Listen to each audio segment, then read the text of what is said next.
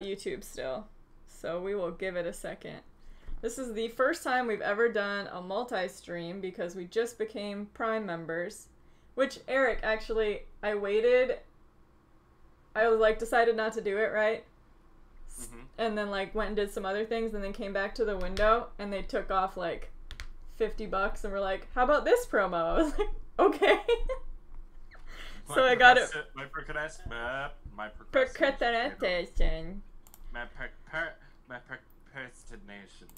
Okay, hi.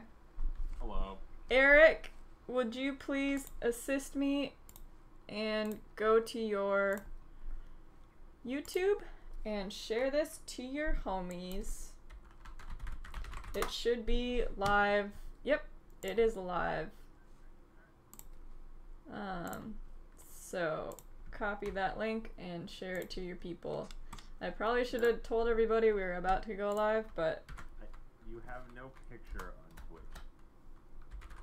that sounds about right. Okay. You mean my photo? No, it's in like there's no video on Twitch. There's audio. Oh, okay. Nothing there.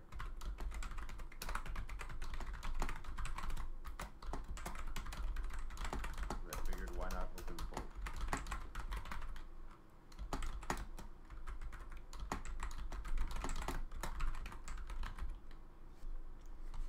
Okay, just give me a second.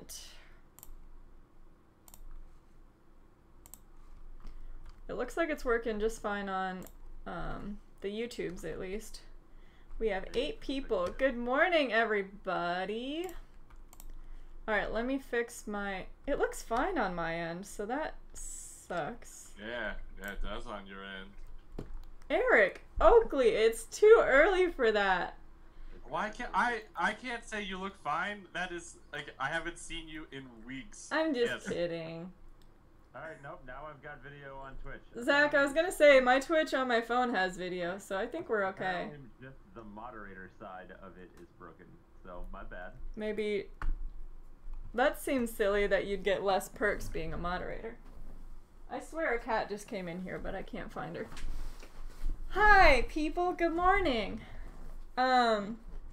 Eric and I video chat like most mornings, and I thought it'd be kind of cool since we already do this, and we found a way that works really well with Discord and Streamlabs that we could put this together and do both our Twitch and our YouTube. So this is the first time we've done like this multi-streaming thing, but yeah, we haven't done a morning coffee in a really, really, really long time, and it seemed weird to do it when we weren't together, but we decided it was gonna work out.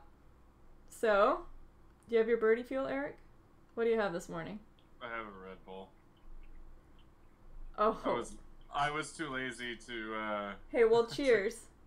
Cheers. Eric, I have to ask you for a favor. Eric? Uh-huh. Can you please put World of Warcraft on hold so we can talk to people for a little while? Yeah. And then you can play whenever you want later. I'm talking to people right now. You're not very attentive when you're on I am. World of Warcraft. I think the Discord or our Twitch can confirm that statement. I don't know what you're talking about. Eric inattentive while trying to play WoW? No. No. Asinine. So good morning, everybody. This will be kind of interesting for those of you on our YouTube. I know we've talked about it a million times, but we also have a Twitch stream at ARock Oakley on Twitch. Since I am home and our friend Zach, who's also on the speaker, has helped me build a very nice gaming, editing, streaming computer. So it's like a workhorse. It's so fast. So you're gonna get way better content from us. Fast computers look not fast. We named it Light Bright because it's so shiny. It's just like full of colors. Does anybody get that reference I just made? No, what'd you say? It's so fast. It makes fast people look not fast. Is it from a movie? Yep. Dang it. You always have quotes from movies. I don't know this one. I feel like I should. Yeah. Same. It definitely sounds familiar. Let me check the chat, see if somebody gets it. So, Eric, can you talk to everybody about USDGC a little bit? You just finished yesterday, and I'm sure they're dying to know how it went. Yeah, okay, so, first... Woo! Woo! Yay, we got stuff. We got stuff. Dang it, my alert box was underneath. What's up, Disc Golf 777? 6-month subscriber. Eric, go ahead. Sorry. You're good. First round, was like the craziest start because hole 1 for me was like, okay, hole 1 was so dumb because just to give a preface, I'm not gonna go through every hole, but please don't. But hole 1, the only time I birdied it was from my worst drive, and I jammed probably about a 45-footer to start the tournament on the elevated basket from a place that I shouldn't have, and I was like sitting there looking at it, and I was like, like I guess, and then I just like threw it up there and it went in, and I was like, well, this is really cool. And then the last 2 days, I threw my shot, looked perfect, and then we waited about 10 seconds, and I rolled all the way down to the hay bales on hole 17. Twice. Back-to-back, rounds 3 and 4, I was throwing an approach from the hay bales. I was just like, I jump putted a Claymore 2 rounds in a row. So, but yeah, had really good confidence. Started the tournament 3 down through 3, but then, found a little bit of trouble. Thought I put up a really good number the first round at 4 down, and it was kind of mediocre when it came to the rest of the field. So that was a little humbling. But I just stayed the course and got better in rounds 2 and 3. And even though I didn't start as hot as I did in round 1, I just, was able to kind of manage the back. And then yesterday, I had another slow start and wasn't really like catching fire and made a couple mistakes on some key holes. And took some numbers that I didn't need to. A couple bogeys on like 7 and 9 that really punched me in the gut. And then it rained. And it rained so much. It was insane. It was up there with the most rain I've experienced at a tournament. It was awful. Like, we were playing as slow as we possibly could to try and wait it out, and it didn't really matter because it came and like it dumped really hard for a couple holes. One of the holes I parred, but then the other hole I took a double bogey in like just crazy rain.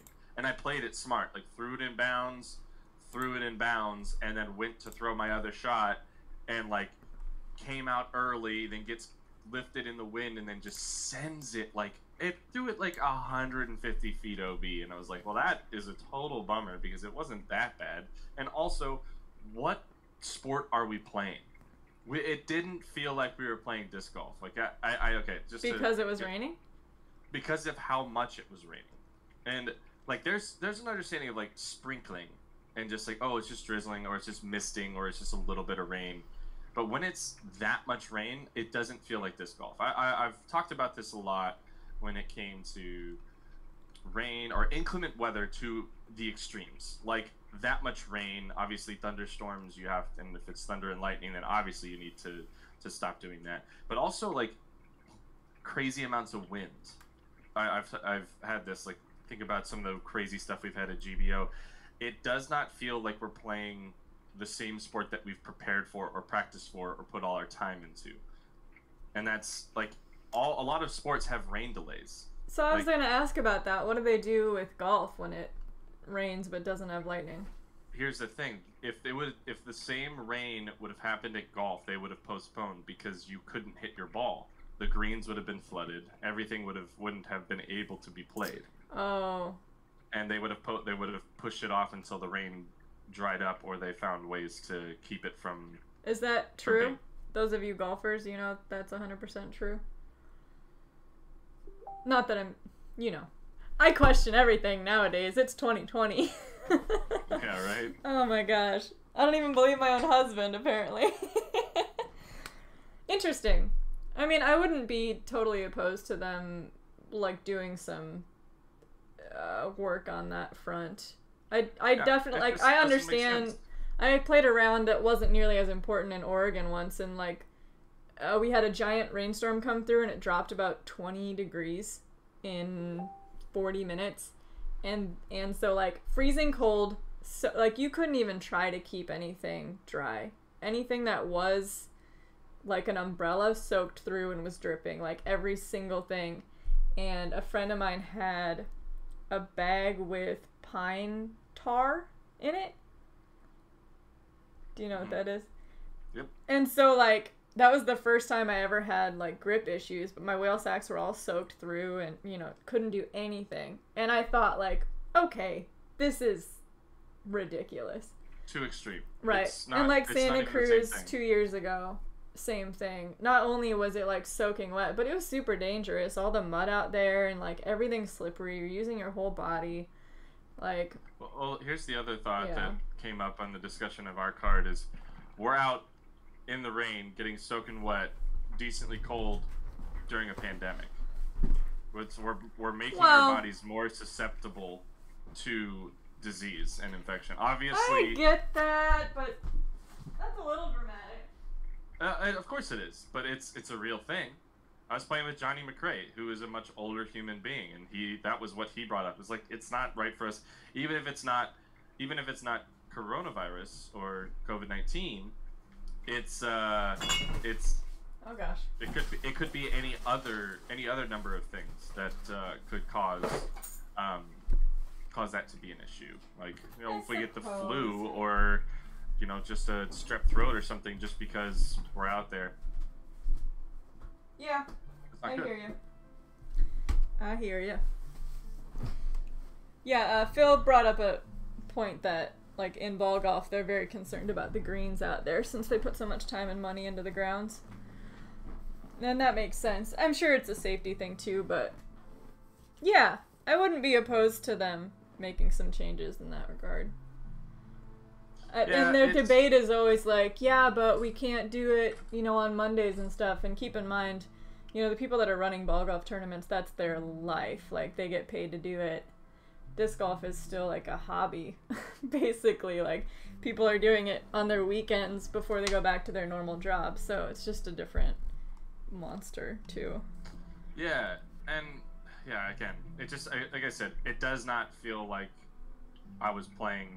It does not feel like I was playing disc golf that I've prepared myself for, practiced for, been a part of. Like, you can't ever really prepare, and it's not good for you to go out. Like, maybe it is. Maybe that's like the caveat to it, is that maybe I should be practicing in just the stupidest of weather, right? Like, maybe I should, like, oh, it's dumping this off season. I'm gonna go out there with an umbrella and some towels and learn how to throw in the rain. It's like, does that really help? Like, maybe. Yeah, it does. You get some like Survivor Man meets disc golf training going on. It totally does help, though, Eric. When I lived in Oregon, we had team golf in the winter, so every Sunday, if it rained, it didn't matter, and it always rained in the winter. You played no matter what. Like, you showed up for your team, and by the end of that year, a couple things happened. A, I learned how to throw better, have better footing, have better grip, all of those things. But then B, and this is probably the more important part, you know how miserable you are mentally when you know it's raining and you're gonna have to go play? Yeah, it's awful. Right, but, like, you get used to that, and then you have an advantage. That's Yeah. a lie. You just hate it more. Shut up, Zach.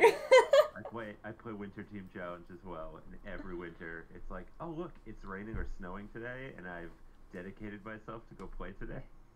Well, So- I get that, but you still have the upper hand if you No, are used to it.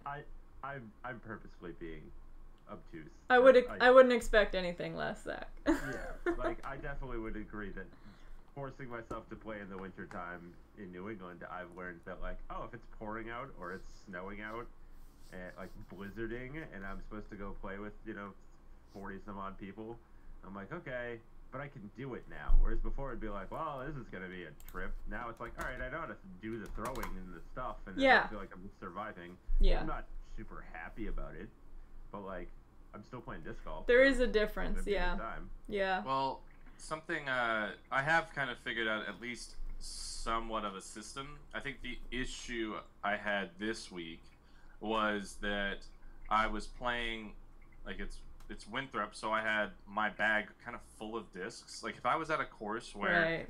I didn't need to have the backups just in case. Like a non-water course, is that what you mean? Yeah, and like, and that's the thing. Is like because at Winthrop you can legit lose a disc that you throw on 12 other holes, and you feel super dead because the hole that you're throwing it on, you need to throw like that disc you're the most confident in because it's that demanding of the course. So that's part of why I carried a bunch of extras. I cannot wait to just lighten up my bag. It's like the most exciting feeling whenever I can just be like, cool, 7 discs, just grab a grip of them and just throw them back into one of my backup bags. I'm just like, I don't have to see you until the off season because I have one more event and it's Hornets Nest, so it's like a wooded. I need half the distance drivers that I carry in the bag, but that's beside the point. So go ahead. I was gonna say, is that something that a cart would make your life easier, where they're like you can attach an umbrella to the top and carry more stuff without having to physically carry it? So with the Ranger bag, there's the 2 cup holder pockets, like one small one, one bigger one. And what I'll do, especially when it's raining, I have these big gray towels that we got from Next Adventure, Beaver State Fling Players Pack. Use those with a bunch of other little towels, and I had like 3 or 4 whale sacks with me. And what I'll do is I'll take the umbrella, I'll put it open, I'll put it into the smaller one with a towel wrapped around it. So now the base of the umbrella is now bigger, where before it's like too big and just kind of moves around in the hole. But with the towel around it, it fills it out so it doesn't have as much like move side to side. Where so I can basically use it as the I don't need a rain fly. My bag stays predominantly dry, so it's just a little like it's the moments of like it being awkward where I need to get my hand dry, so I'm like hunched over half the round, which is fine. But I figured this out at Vegas because when I popped off a hot round earlier this year, I used the same system. Now there, it wasn't raining much. It was just raining enough to where you had to be aware of it, like to the point where it's like I need to be prepared. I need to dry my hand. I need to be not taking 30 seconds while I'm on the tee pad throwing and getting my hand and my disc and everything soaked. It's like I need to be dry, keep it dry, step up, throw. So that's all it was. But it again, but the conditions we were in yesterday were it didn't really matter how quick or precise you were. It just was you were just soaked. You were soaked through even if you were out there for 30 seconds. Like my rain jacket, which is an expensive golf rain jacket that's supposed to like keep the water out, was soaked in 10 minutes. Soaked all the way through too. So it just was, there was nothing you could really do. But you know, we battled it well. But that system has been working for me. I used to use a chamois, which I didn't have, and I did use a chamois during that round. Oh, I'm such an idiot! I would have played so much better if I had a chamois. You played great. Dang it! Shut your No, mouth. I played. Like, here's the thing: is you look at my score and you look at what other people did. I've said the term that I think that there are people who are amphibians, and there's no possible way that they can just play in the rain. But when the rain happens, it's like, oh, this is fine. They just probably, I guarantee they don't even dry off their discs. They just throw, and they're just these weird lizard people. And they shoot really good and shoot under par, like Johnny McRae. It's that Florida golf. And then you look at Vinny, it's Florida golf. Those guys were unaffected. It was impressive. Guess who lives in Florida now? I guess I'll have to learn how to be an amphibian. I guess so. Uh-oh, Eric's gonna turn into one of those lizard people. Lizard people. I like lizards. Nah, so yeah, that's basically it. It's just so, again, it's so crazy. because, like, I don't know. I don't know. It blows my mind of how well people played, included especially during the rain. And you know, and if you look at the scores, my round actually isn't that bad.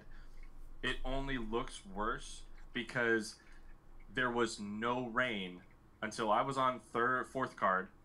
So I was on fourth card. We didn't have rain until hole 10. So there were a lot of cards earlier in the day that nobody even saw any rain. And if they did, it was late in their rounds. Right. So we played the back 9 in a torrential downpour. And then, you know, the cards 3, 2, and 1 played, you know, 15 holes in the downpour. So that's why you saw the numbers you did. You didn't see a lot of those top 3 cards with anybody who just decided to go out and fully shred and shoot 10, 9, 7, 10 down, whatever. 9 down, I think, was the hot round with Ulibarri. So yeah, it was crazy. You know, I watched Johnny McRae throw BT medium shield everywhere, and I actually have been considering it because, you know, I loved the Marshall. You used to throw the shield, didn't you? But I threw it in VIP, and I really like the BT, like the medium plastic, so classic. That's blender. fine. Same does. Yeah, Just so, more sticky. and I think it might help because having just the overstability in a putter might be really nice. And on a day like yesterday, like, yeah, I would have loved to have thrown my Warden, but it was windy as well, so it was really, really difficult for me to, like, on a couple of the shots that I maybe would have, like, I don't know if it was going to get there because it might not fight through the wind, so I didn't have that baseline disc to kind of trust it. But again, did I expect it to be that much rain? No, I expected it's gonna rain, so we'll see what happens. You know, that could be drizzling, that could be anything. Right. So it's nuts. You know, I will say having a whale sack was really impressive. I really didn't have many grip issues. It was just it's like a timing thing. Like, you don't really do your routine, and again, that's maybe doing some more rainy practice rounds to get better. But it's just so miserable. It's like it makes me never want to play disc golf in those kinds of conditions. I'm such a fair weather golfer, but you know, I think everybody would be if you had the choice between torrential downpours and nice weather. Like, nobody's ever gonna choose torrential downpour. Look at all these cool sacks I've been working on. This one has cats on it. I can't see it. It won't load your screen for me on Discord. Yeah, It's it just never saying it's does. I'm not being sure loaded. why. You don't have YouTube up or anything? I pulled it up. Okay, there it is. I can see you. Those Well, are great. It's too late now. I had it on, but then it was doing the. I didn't mute it. Sure. Tina, I need that rainbow whale sack. Which one?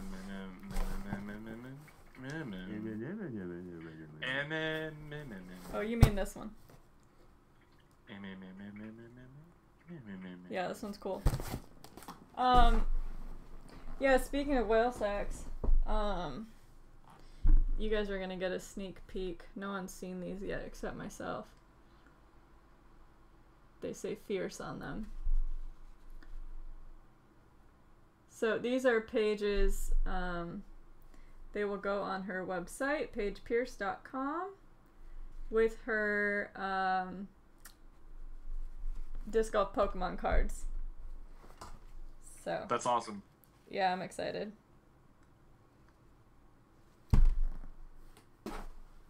Anyways, yeah, so talk about like the rest of tour. You really only have one event, right? Yeah, there's a couple events that like Johnny McRae mentioned one that's in Gainesville, and he said, "Are you coming to Gainesville?" And I was like, I didn't even know there was a tournament. I think it's like early December.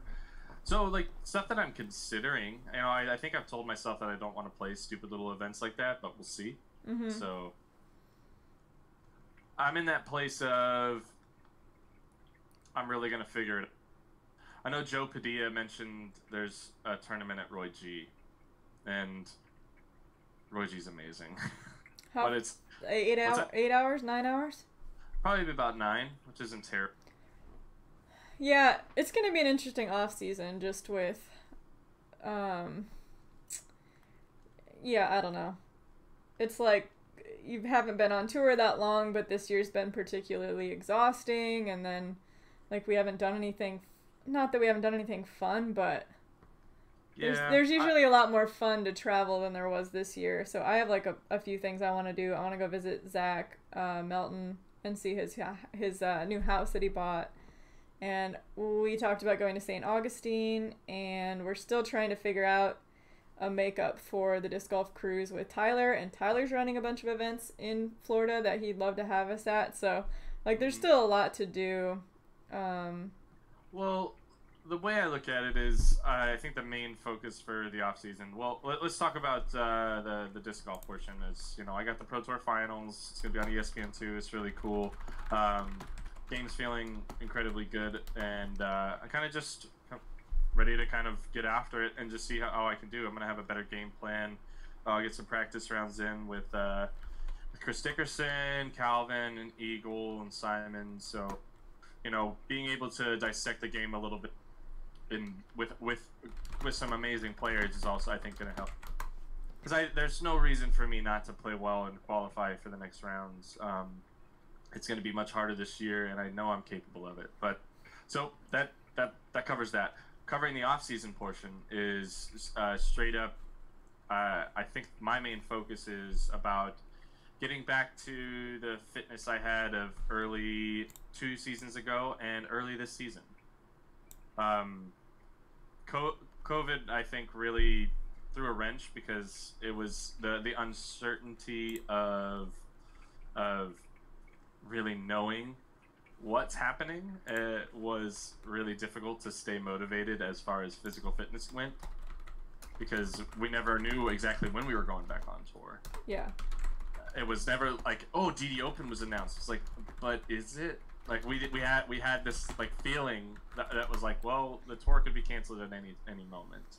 So that I'm using that as a crutch, but I hopefully will have no excuses next year, and it'll be Tina's already started about being really amazing about what she's doing back home. And getting started on a really good. No offense, but it's really easy when you're not around. I get that, but I wanna jump right in. And I'm not trying to hate, but like when we're together, we love going out to eat with our friends or together. It's just like go on a date. Like it's just so easy to do. Yeah, it's just like.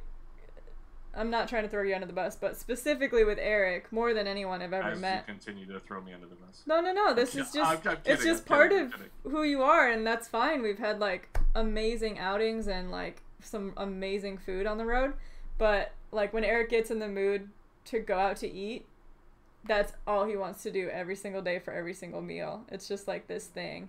Whereas I actually really like to cook at home, and especially when I have fresh produce that I can pull out of my garden or just like actual fresh produce. So sometimes when Eric's in that mood, it's really hard for me to get him out of it, and then I'll just like fall back into it too, because it's definitely easier to not have to cook every meal. But thankfully, being at home with the kitchen and a dishwasher and running water that you don't have to worry about, it's like, I don't know, it's just a lot easier to get into that mindset. And then I've been doing, there's a YouTuber, Yoga with Adrian, and she does a bunch of different 15-20 minute yoga things. So I've been doing that every morning, and some disc golf strong exercises that Seth has instilled in me, and it's cool to like feel good every day except yesterday.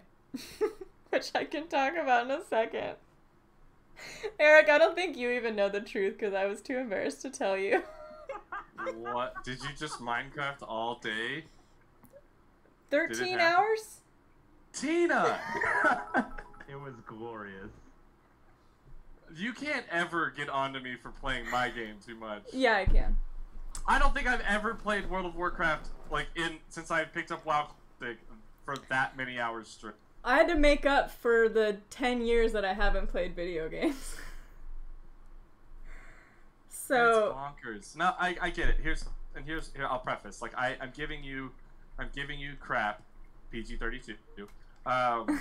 Thank you. I'm giving you crap, but like I actually am like partially like happy for you because I know how much you do, and I know how much you have had very little things that can take your brain away from work. It was a really nice mental detox. Yes, and you wonder why I enjoy playing WoW or Magic or stupid things. No, I don't wonder why. I just wish we had more time together, just you and I. And we can easily work that out. Yeah, we'll get better. We're gonna work on it. But yeah. We can mental detox together. That's the other part that's. Well, and part of it too is that it was social. Tracy just put in the Twitch chat that like we had so much fun yesterday. We popped on the Discord a couple times, and Zach and Buddha and I and Utah Joe, we were all like kind of hanging out and chatting and like sharing projects and describing how to do things, and it was really, really cool. Christian Sharp, thank you. We got a super chat from Christian over there. Hey Christian, what Appreciate up, dude? You, man. And also, actually, Fresh Lancer put some salty bits in here and said, hot take invitations. Is 17 a bad/unfair hole, or did Vinny just have a bad hole and Chris last year? I think he just had a bad hole. Here's the thing. It's pretty fair, because I think Vinny was pushing for the birdie, and the moment you miss, you're now thinking, okay, it's not easy to. You don't have calm hands anymore. Yeah. It's so important now. I genuinely look at that hole as I'm parring it. I take a Lucid X Felon, I throw it hyzer with just pop, but it's never flat. And I think that's the issue, is a lot of people don't trust their forehands to go long enough from a hyzer, and I think that's one of the issues that you see players, because the moment if I were to throw it flat, I'm long every time. Like I'd have to throw it very soft and flat to make it work. But I don't like that, so I like to pop it with hyzer and play for the fat, have a 45. I think I had like a 60-footer to both baskets every single time because I played conservatively. But I went par, and that's a really good score. Anybody who took a double bogey, I guarantee I beat them on the weekend. So you don't need that hole, but it really does help because you do gain quite a bit. So if we're gonna talk about Winthrop and all the things they do, there are countless things that we don't love to see, and that's one of them. We don't love to see clown's mouth triple mandatories that cause crazy rules issues. We don't like to see. Hey, I gotta interrupt you because you're just gonna talk forever. But Joe Padilla just put up a $4.99 on the super chat. Nice, Joe. Thank you, sir. I love that it's a $4.99. Like we're selling, or we're an infomercial. Yeah. Sorry, so, I just had to. Oh, you're good. Yeah, so I don't think 17 is unfair. I don't love how punishing it can be. And yeah, so I hate to see it, but it is playable for not a high number if you do it right. I hate to see it happen to all of my friends. I played with Colin Bailey and he missed it and took an 8. I played Johnny missed it yesterday and took a 5 coming down the stretch. Ezra Adderhold was playing, he had a chance to bounce back, and then he takes a 7 or an 8 to finish to get there, and it's just it's so depressing to watch, and it doesn't make it a great hole, but you always know it's there, and it's just been a part of USDGC, and it's the same thing we talk about. It's because it's USDGC, it's fun. I implore other tournaments to never do stuff like that. So that's what I was gonna ask you. You complain a lot. We all know that about disc golf, and it's not just me. It's all disc golfers. It's not all disc golfers, but it's not just you. Okay, it is a vast majority of disc golfers who complain. Whether it's baskets or whether it's whatever you want to say it is. Okay. I Disc think you golfers say that complain. to make yourself feel better, but regardless. Name a disc golfer who's never complained about a tee pad. Well, or a I'm not basket, saying never, or but their like disc doing something. my No disc my golfer point hasn't wasn't done that. ever, because obviously people complain. Every Exactly. human So complains. my point stands. I win. Anyways, good for you. What do you win? The fact Nothing. that I beat you. We gotta get that bragging salt rights. jar going. Salt jar. I love it. Go ahead, Tina. I'm messing with you. I'm interrupting. This will probably work. Does this look like a good salt jar? We're gonna stuff it with money when either of us is being salty towards the other. I can't see it. It's behind. Well, quit playing your game. No, I can't. It's not. It's behind. You're fine. Lagging behind. You'll see it later. What was I even talking about, Mr. Interruption? Oh, hole 17 still. We were still talking about hole 17. Me. Yeah, That's a good salt Saltina. jar. That's me. Saltina over here. Hole 17. Oh, so generally speaking, I would say that when we're at other tournaments, usually like A tiers and stuff, and you see an island hole like that, you can't stand it. So what makes Winthrop okay? Just because it's USDGC? Because it's USCGC. And you've Because seen it's it. been a thing for a long time? Yeah, and that's the thing is we give it a pass because it is USDGC. But again, if I were designing a course, I would never design a hole anywhere remotely near that. Right. Anyways. Cool. Well, I think we can move on from that Yeah. subject. There are other problem holes at USDGC, and that's Yeah, and there always have that's not the been. only one. It used to be crazier. Like, it used to be way crazier.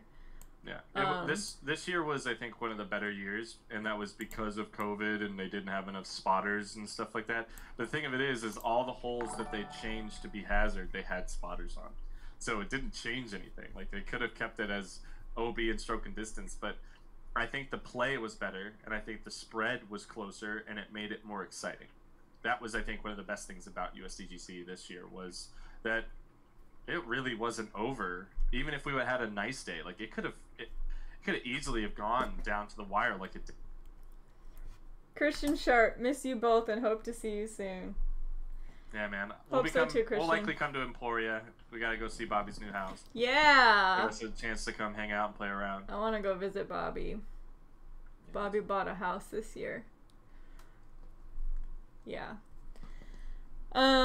Cool. Well, I was kind of hoping you would touch on the Pro Tour finals and what you think about that this next weekend.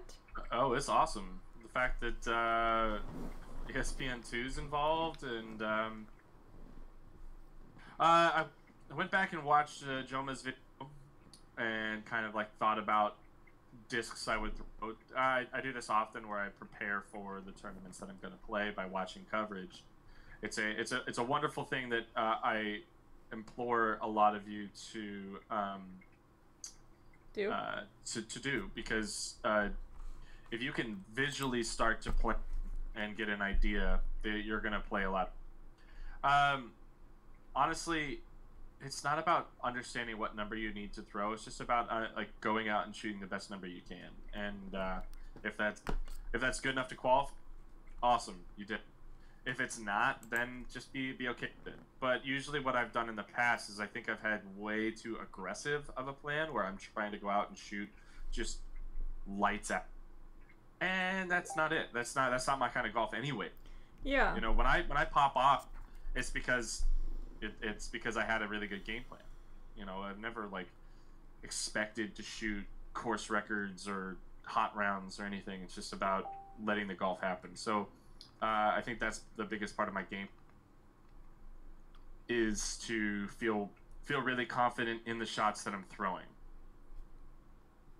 and you know, dial the discs in that I'm feeling the best with. Like you know, I think there's a couple holes that I've already looked at. I was like, man, I was throwing a Raider last year, and I'm probably going to throw an Explorer this year, and that's a good feeling because if I have the option at any moment to be throwing a 7-speed disc and control it through the woods, I'm going to be successful. Yeah. You know, and there's a couple spots that maybe I could like back off it and throw a forehand, but throwing those forehands, like I'm still having to throw a really delicate forehand that doesn't fade too far right and end up in the woods, ends up off the rough.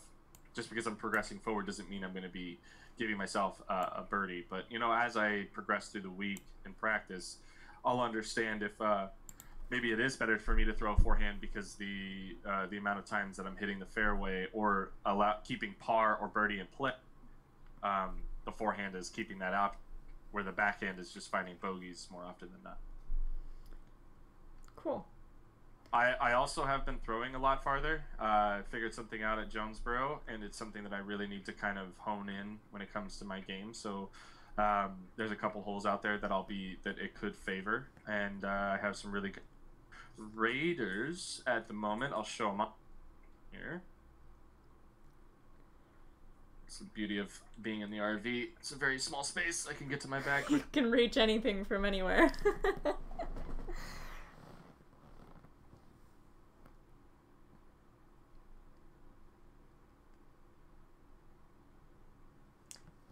We can't hear you, babe. Aha. So, yeah, I forgot. Push to talk. This is the Raider that I've been throwing for max distance for a while. It's a pop-top run. It was the run they did last off-season, so it has a really big dome to it. Is it unstamped? What? Is it unstamped? Yeah, it was while I was there, I picked this one up and got it unstamped. Which is amazing. And then there's this other run that I started throwing that we got earlier this year. Not as poppy. These I think have the biggest distance potential, but the red one is a little bit more controllable. And this is that orange one I just showed you is the newer run, and they're awesome. So it's really helped my game a lot. But the best part about that Domi run is. Did I lose it? No way. What? I hope not. Oh, it's in the top. There we go. Thank God. That was a panic moment for a second.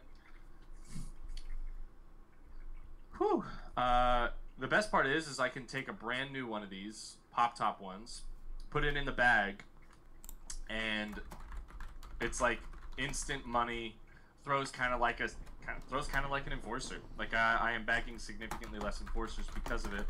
And I'm still able to stretch them out pretty far distances too. Even with that stable one, I'm smashing it. So it's a really good feeling.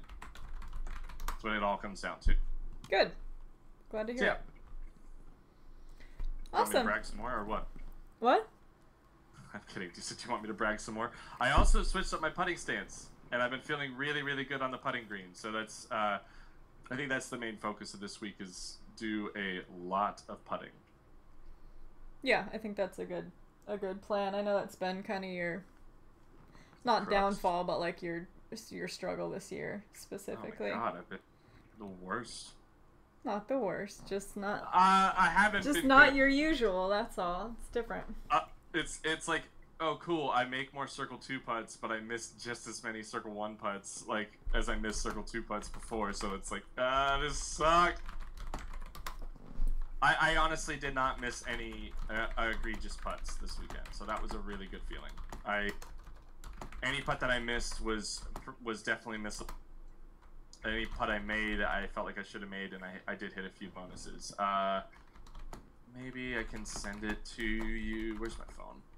Maybe I'd be able to send this video to you of my putt on hole 6 from yesterday. It was sweet.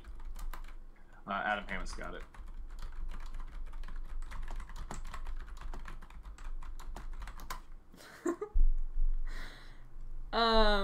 Cool. Well, we're like 40 minutes in. I wanted to, let's show you these first.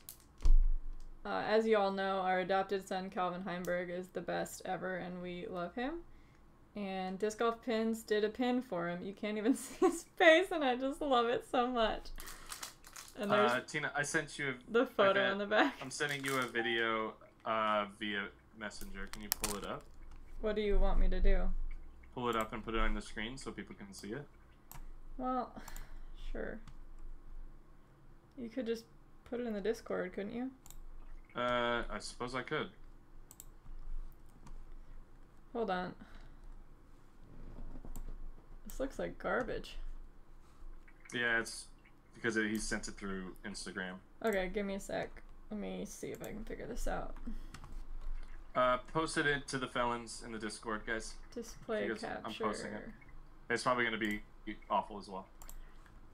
That was my putt on the beach hole after I hit the tree and didn't go OB. It was sweet. Let me see if I can get it on here. Hashtag blessed.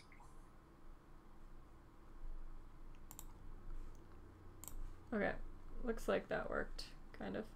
It's not pretty, but it worked.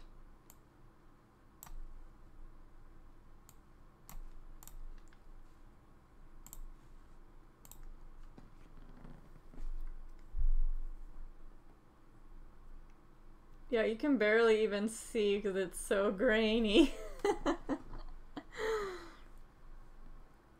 But cool. That's awesome. Yeah, I was from downtown for sure. Yeah, it's kind of cool because right before USDGC started, I sent you that video that I had of you making like a 60, 70 footer. And you kind of had the same reaction, like you like stopped and then ran. I threw it and I you can hear it in the video. I said, "Ooh, I think I got it." Jam. Yeah. It was a very cool feeling, for sure. Yeah. And that's the thing. It's like here's you know, I threw it up trying to make it because I had a pretty safe run. And here's if I happen to like hit the basket and go OB, I go to the drop zone or putt again from where I was. That's how crazy that hole is. That's why it's like, don't design holes like that if you're ever running a tournament or doing course design. Just don't do it. It's not fun. People don't like playing it. And I think that's the biggest part of what I hope people can grasp from this stuff is don't try and model after USDGC. Learn from it and design holes that aren't like a swift kick in the butt, PG-32. Every time you do something just a little bit wrong. You don't need to be put in the ground so you can rest in peace because of it. Because of that small mistake. Let us play the game. Let us be good. And that's why I really enjoyed this USDGC, because a couple holes were punishing, but the majority of holes were very rewarding if you were playing well.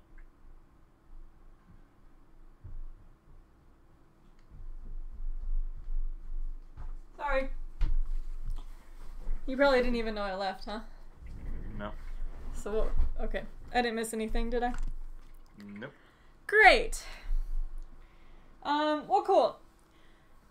I think that we are gonna. Did you even listen to that song? I told you I did. Check your texts. I said yes, and I couldn't help but dance. And how would I know it was a dancey song if I didn't listen to it? I don't know. You're dumb. Tell me it's not amazing. It's super good. It popped up on a YouTube video, and then I went and found it on Spotify, and then listened to the entire album. Why don't you share it with the people? Why don't you shut up? Okay. On that note. Alright, here's what we're gonna do. We're gonna sign off of YouTube, and I'm gonna play some Minecraft. It's on the felons. What? Yeah, for the Discord people. Can we change the name of that? Can you do that today? You change it. I don't have your login. Tell Zach Benson. I think he's the moderator. Is he really? I think he is. He said he was gonna transfer on it over Twitch? to me. The Discord? Yeah. No. Yeah. Sorry, it is on Discord. We want to call it the pod. Okay. Oh yeah, you set that whole thing up, didn't you? No, it's fine. No, it's fine. I don't even care. Okay, so here's what we're gonna do. We're gonna sign off of our YouTube. So we wrapped up our morning coffee. Why is there someone in my driveway?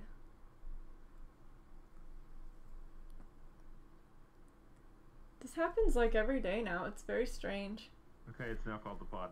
It's the pod! Okay, so I just sent you guys a link on YouTube for twitch.tv/arockoakley. I'm gonna be over there playing some Minecraft. If Eric's down to hang out for a little while since he has a day off. Chilling. then we'll still be chit-chatting and hanging. So come join us over there, and we're going to wrap up our morning coffee here.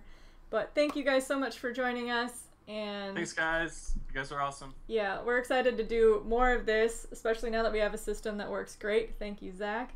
And then we're going to be doing a lot of Twitch stuff and probably some clips we'll throw to YouTube later.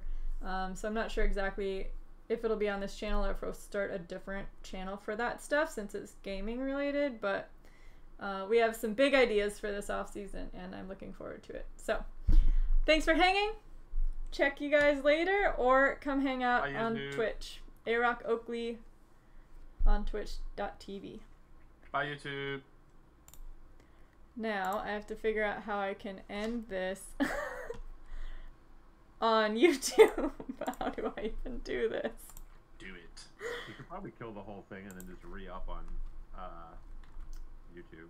That probably is a good idea. I don't know if you were. I didn't even look at what you put the Twitch stream up as. Like, does it say you point? Yeah, you have it up as Minecraft. So. Do do do do do do do. Gina, did you open the Facebook message that I sent you? I think I did. Yes. It's the most recent one that Steph just sent me. Nope, you haven't opened it yet. Hold on. Go appreciate that. I'm trying to figure out how to not be live anymore. Still. Gotcha. So everybody's probably still here. Hi everybody. Hi. Okay. Hi. Watermelon sugar. Hi. Why must you do this to me? I knew you'd appreciate it. Okay, sorry guys, this is so silly, but I just need to figure out how to end the stream. There it is! Did I do it? You're a stream.